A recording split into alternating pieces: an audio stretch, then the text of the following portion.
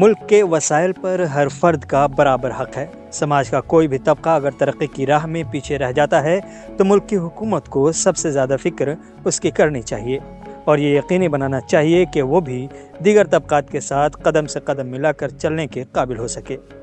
مسلم فرقہ کی حالت زار کچھ ایسی ہی ہے۔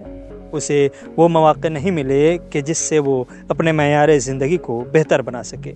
ہندوستان میں سب سے بڑی اقلیت ہونے کے باوجود کلیدی شعبوں جیسے سرکاری ملازمتوں، قانون ساز اداروں اور اعلیٰ پیشہ ورانہ شعبوں میں مسلمانوں کی نمائندگی عموماً خال خال نظر آتی ہے۔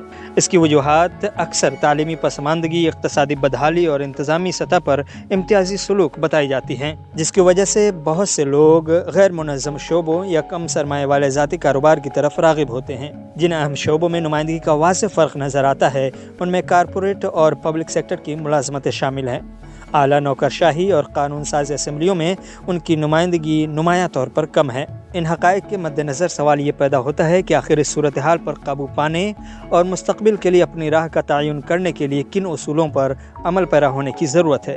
مسلمانوں کو از سر نو اپنا محاسبہ کرنا ہوگا اور مسائل کی نشاندہی اور اس کے تدارک کے لیے ایک جامع حکمت عملی بنانی ہوگی۔ رپورٹ کی مزید تفصیلات پڑھنے کے لیے www.uniurdu.com پر کلک کریں اور UNI اردو کے فیس بک، ٹویٹر، انسٹاگرام اور یوٹیوب چینل کو فالو اور سبسکرائب کریں۔